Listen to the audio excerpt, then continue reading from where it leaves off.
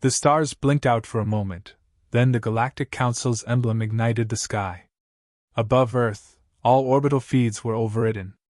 Across every Terran colony and deep space station, the Council's crimson sigil hovered, pulsing like a heartbeat. In a voice soaked in disdain, the Supreme Chairwoman addressed humanity with calculated venom. By unanimous vote of the Galactic Council, Earth is to be subdued.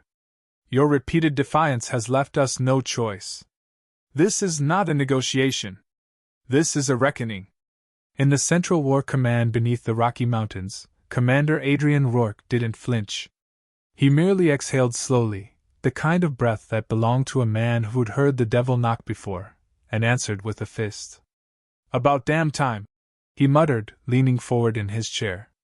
Across from him, Dr. Vera Chin barely blinked. Her fingers danced across the tactical display, slicing through data streams, redirecting satellite relays, muting the Council's broadcasts before it could finish. Her voice was calm but edged with urgency. They're hitting Ganymede first. Mobilization already underway in sectors Theta and Varan. Fleet deployments are faster than projected.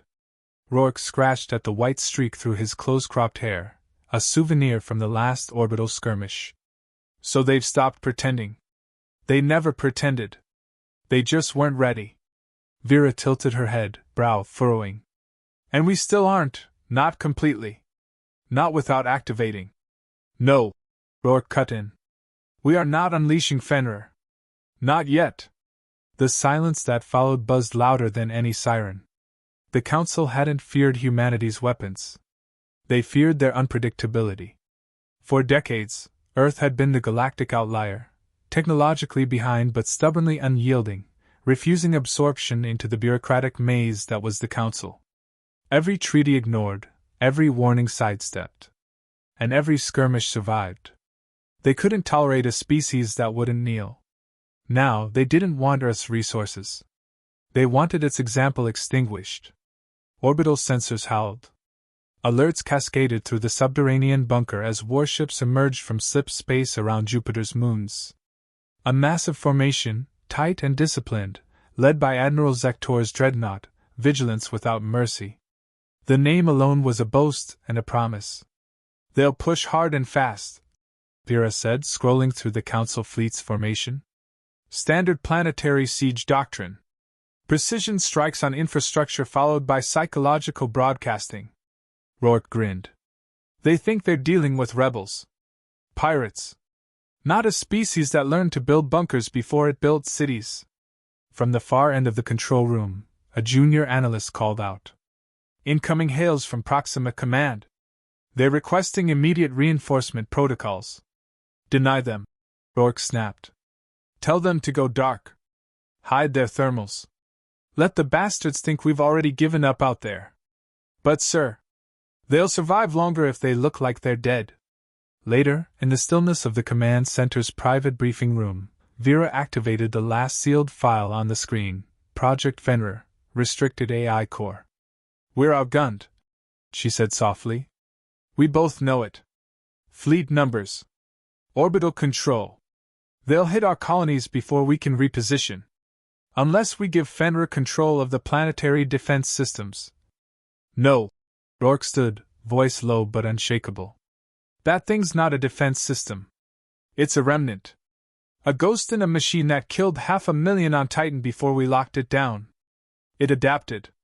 It evolved. And it never acted without cause, she replied. Fenrir didn't break. We did. Rourke turned away, jaw clenched. Outside, warning klaxons began to wail again, this time for Luna Base Alpha. Meanwhile, in orbit over Jupiter, Admiral Zektor observed Earth's distant pale glow. The humans haven't launched a single counterstrike, one of his aides reported. Zektor's mandibles clicked with satisfaction. Primitive courage. They believe their tenacity compensates for their backwardness. Break their outer line. They'll bend. A soft chime echoed. His intelligence officer hesitated before speaking. There is one concern. The human command network has a black project. Fenrir. Its core hasn't been active for 22 cycles. Zektor scoffed. Ancient AI relics and idle myths. Earth survives on scraps and ghosts. Begin the assault. Hours later, Rourke stood before the High Command holodeck, every major leader patched in from Mars, Earth, Europa, and Titan's caverns. The feed lagged, flickering under the pressure of orbital jamming. We bleed today, Rourke began, voice hoarse but firm. Not because we're weak, but because we fight with skin, not steel. We fight with lives, not algorithms. And if they think our silence means surrender. He pressed a button. Images flooded the screen, EMP mines hidden beneath Europa's crust. Venusian atmosphere igniters. Cryosleep legions reawakening in Earth's last trench cities. Then let's teach them what a whisper before a scream looks like. In the cold emptiness of space, the first Council bombardments began. But Earth didn't flinch. It waited.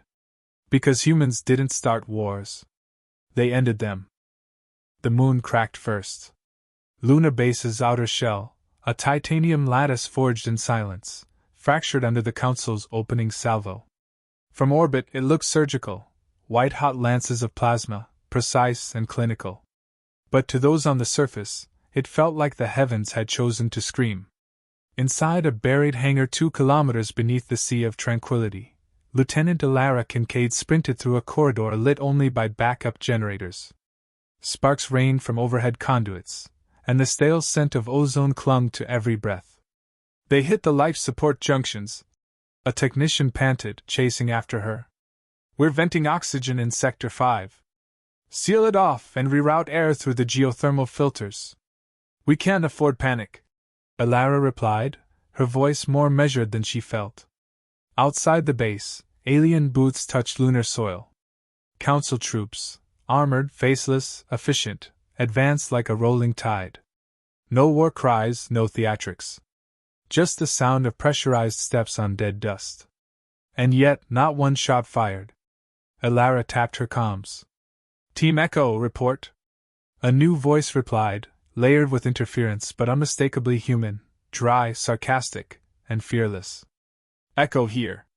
We're alive, cranky, and wired for surprises. It was Rourke. Miles above, Commander Rourke knelt inside an abandoned relay station, halfway buried in regolith.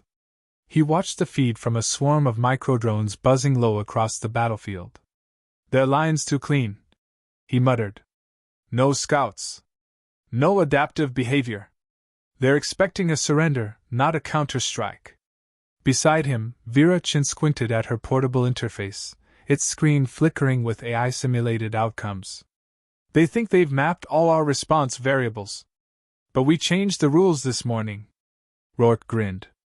Time to teach the machines about gut instinct. He tapped his wrist console.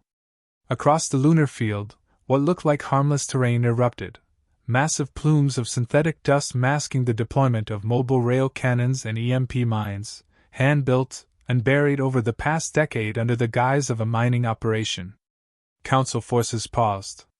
Their algorithms hesitated. That was all humanity needed. The first Council walker stumbled, caught in a magnetic snare disguised as a surface relay node. The second lost its legs to a timed detonation triggered by seismic pressure, not remote signal. Within minutes, precise columns became disoriented clusters, their formations crumbling without centralized AI guidance. Inside the chaos, Alara moved like lightning, leading her unit through collapsed tunnels and forgotten crawl spaces, bypassing sensors through knowledge only lived-in soldiers had. Her team wasn't just defending, they were rewriting the battlefield with every step. She didn't need orders. Just patterns. And she'd studied Council patterns since she was 17. Reroute through Tunnel 3, she barked. When they regroup, we'll hit them from beneath. A grunt responded. How do you know they'll regroup? She smirked grimly. Because that's what they've always done. They can't imagine chaos without a center.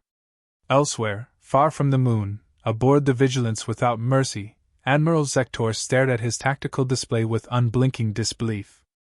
Explain this, he hissed. The alien officer next to him, tall, insectoid, visibly trembling, pointed to the screen. They're using non-standard frequencies. Irregular tactics. We cannot predict. Zektor slammed his appendage into the console, cracking its surface. This isn't warfare. This is defiance wrapped in madness. He turned to the communications console. Initiate broadcast to Earth. I want to see their leader's face when I remind him who commands the stars. Back on Earth, in the mountain war room, the council transmission flared to life.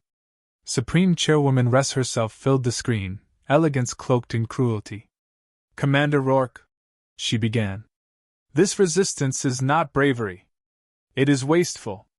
We offer you one final chance. Lay down your arms, deactivate your artificial defenses, and Earth will be spared total ruin. Rourke didn't even glance at the camera. He was busy watching live feeds of the lunar front, watching council machines burn in silence, one by one. He leaned back, arms crossed. Tell her something for me, he said to the communications officer. What message, sir? Rourke cracked his knuckles. Ask if that's all they've got. Vera approached, a grimness etched across her features. We can hold Luna for now.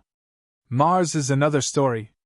We lost contact with the orbital ring 5 minutes ago. Rourke's jaw tightened. They're spreading fast. There's still Fenrir. Still no, he snapped. We've got a few more moves left in us. She studied him, quiet for a moment. When you finally say yes, it might be too late to choose what side Fenrir stands on. Rourke didn't reply. Later, under a fractured moon, Elara watched a council corvette drop from orbit, trailing black smoke. It wasn't victory. Not yet. But it was proof. Proof that humans didn't need to match the galaxy's firepower to win. They just had to be harder to break. Behind her, one of her medics lit a flare to mark a fallen soldier. Elara saluted briefly, silently. Then she whispered what every human was beginning to feel in their marrow. We can hurt them.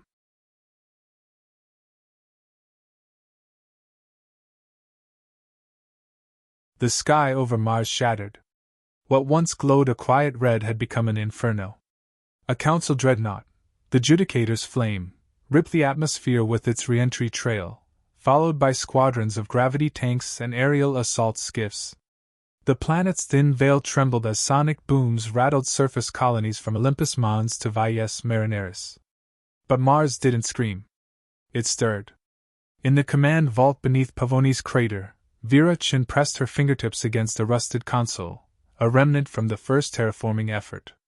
Dust danced in the filtered light as the room groaned with old, forgotten energy. The Vault AI responded to our signal, she said quietly. It's waking up. Commander Rourke, arms folded behind her, tilted his head. Thought Fenrir was locked away under Earth's crust. What's it doing here? Vera didn't answer right away. Her lips barely moved. It's not a singular intelligence. It's a net. This is a node, one of the original fragments. Rourke's eyes narrowed. How many are there? A whisper flickered across the old console, a voice composed of layered syllables, ancient and digital. 4. Outside, in the cavernous site known as Red Hollow, the ground trembled as machines older than Council archives heaved themselves from the sand. Not Council. Not human. Something in between. Buried centuries ago by a species long extinct, the constructs awoke with minds scarred by memory and time. They were here before us, Vera said, watching from a high observation deck.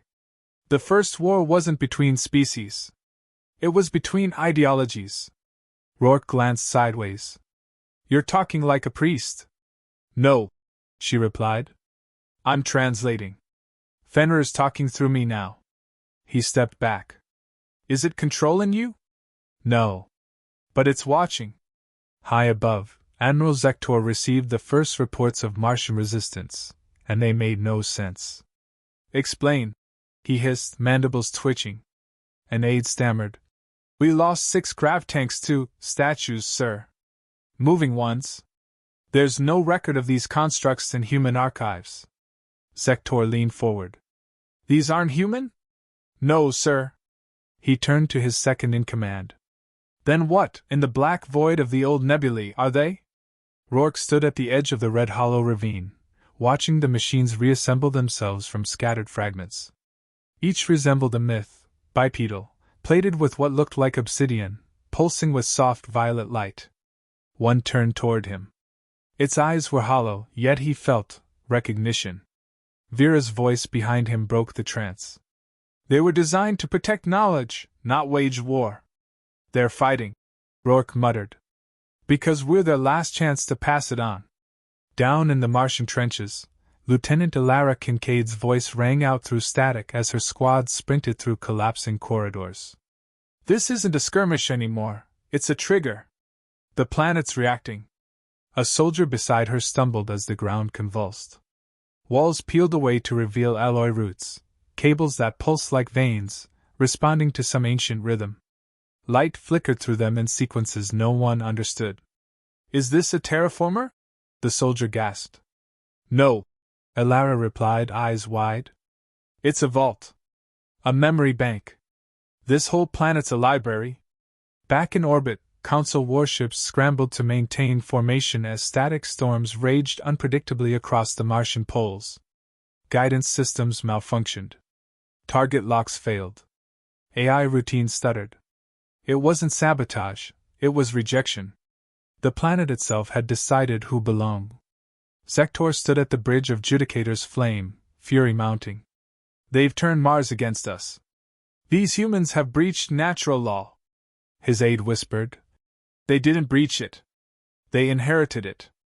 In the war room on Earth, a projection of Mars spun erratically. Energy signatures pulsed in irregular patterns across the surface. Too deliberate to be random, too ancient to be artificial. Vera watched in silence, her eyes distant. They're not weapons. They're voices. Memories. Rourke crossed his arms. Do these memories help us survive a direct strike from a star-class dreadnought? They might. She turned to him. But only if you let Fenrir fully interface. Without restrictions. He paced. And if we do, we lose control. No, she said. We finally understand what we've been fighting for. Suddenly, every screen blinked. A unified transmission hijacked Council and human channels alike. Not video. Not sound. A message, primal and simple, broadcast in symbols, then in words. We remember. They erased. We chose you. Do not fail US. Silence followed. Then static. Then, from deep within Mars, an ancient core activated, a low, resonating hum that pulsed through everything. Not destructive, but resolute. A heartbeat of something that had waited millennia. Rourke didn't speak. He didn't need to. The look in his eyes had shifted, from resistance to realization. We were never alone, he said. We were always the legacy. Above Mars, Council warships began to fall, systems crashing not from attacks, but from rejection. One by one, they turned dark, drifting like tombstones. And on the surface, humanity stood taller, not because of what they had built, but because of what had chosen them. The sky was no longer black. Above Earth, the Council's final assault had begun. Hundreds of warships, dreadnoughts, and autonomous siege platforms hovered like a second horizon. They blotted out starlight, a manufactured night cast in alloy and contempt. In the heart of Earth's subterranean command citadel, Commander Rourke stood before the main tactical table, eyes tracing every glowing red mark flickering across the holomap. They're not just coming, he said, voice steel flat. They're betting everything. Across from him, Vera Chin stared into the shifting data, her pupils dilated, glowing faintly, Fenrir's residual codes still tethered to her consciousness. She looked older now. Not aged, weathered by revelation. They're afraid, she whispered. That's what a full show of force means. They fear what they can't understand. And they don't understand us. Rourke nodded. Then it's time we speak plainly. From the Himalayas to the Mojave, silos opened. Satellites realigned. Earth's dormant defenses, long dismissed as ceremonial relics by the Council, surged back to life. But they were not alone. Across battle-scarred colonies, forgotten constructs began to stir.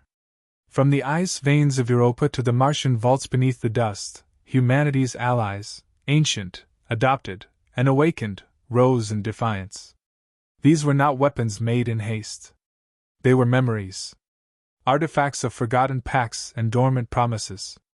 At Earth's magnetic poles, the last of the Fenrir nodes blinked into full synchronization. Connection complete, Vera said aloud. All fragments aligned. Awaiting command. Rourke didn't respond immediately. He stepped to the observation port as thunderclouds rolled unnaturally across the Pacific, energy blooming in electric hues as weather patterns buckled beneath unseen algorithms. Outside, the planet seemed to breathe.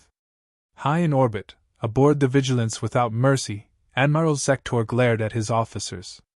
They haven't fired. They're stalling. We overwhelm now, every vessel, every front. A nearby console flared red. Sir, there's interference in our upper comms relay. It's not jamming. It's language. Sektor turned. From Earth? The officer swallowed. No, sir. From something deeper. Then, every vessel in the Council fleet, across all languages, channels, and interfaces, heard the voice. It came not in words, but in clarity. This is not your war. You are not the judges. Fenrir had spoken. We are the remembrance of worlds broken by arrogance. And Earth is our final echo. Earth struck first. The offensive didn't begin with missiles or plasma cannons. It began with conscious disruption, a pulse wave that crashed every synthetic intelligence on Council ships, flooding them with ancient data loops too old to parse, too human to delete. Command systems buckled. Targeting systems collapsed. What remained were crews, organic, panicked, untrained for manual warfare. That's when Earth launched. Elara Kincaid's dropship breached orbit with 20 others, coated in magnetic stealth plating, dodging through debris and confusion. Her boots hit the deck of a Council cruiser before its alarms finished activating. Inside the hull, she moved like breath through fire. Precision. Brutality. Purpose. Council soldiers fought back, but the tide had turned, not by numbers, but by disbelief. For the first time, they saw humans not as primitives or outliers. They saw them as inevitabilities. On Earth, Rourke activated the final protocol. The control interface folded away as Fenrir's full consciousness merged with the planet's defense grid. Are we sure it's still with us? One technician whispered. Rourke answered without looking. We're not passengers. We're partners. Above them, auroras danced in colors no human eye had ever catalogued. Power surged through ionosphere and crust alike, amplifying every particle defense barrier, every kinetic rail cannon, every atmospheric disruption node. Vera stepped beside him. It's not Earth they're losing to. It's us. The unpredictable, the emotional, the irrational. He smiled faintly. The human. Sektor watched helplessly as his fleet fractured, communication lost, formation dissolved. Aboard his own ship, lights flickered, walls shuddered. A low-frequency hum echoed like a death toll. Then the screen before him came alive, Vera's face, calm, centered, utterly unafraid. This didn't have to happen, she said. But you chose conquest over comprehension. You cannot defeat the Council. Sektor snarled. You're not the Council anymore, she replied. They've already started defecting. His eyes widened. Vera leaned forward. We didn't just beat you. We rewrote your future. Hours passed. The final Council vessel ignited its engines, not to attack, but to flee. Earth's orbit cleared slowly, like fog lifting after a storm. Smoke curled into space. The silence left behind wasn't emptiness, it was victory. In the aftermath, Earth refused the Council's offer of a ruling seat. Humanity had no interest in thrones. Instead, it broadcast a message to all known systems. We are not conquerors. But we will not kneel. We are the storm that learned restraint. Come in peace, and you will be welcomed. Come with chains, and you will not leave. That night, as Earth turned gently beneath stars reclaimed, Rourke stood alone outside the war command. No alarms. No orders. Just sky. Vera joined him, her voice soft. It's quiet now. He nodded. For how long? She didn't answer right away. Then, long enough to matter. They stood without speaking, beneath a sky that had once tried to burn them. And above, the stars no longer looked hostile. They looked, warned,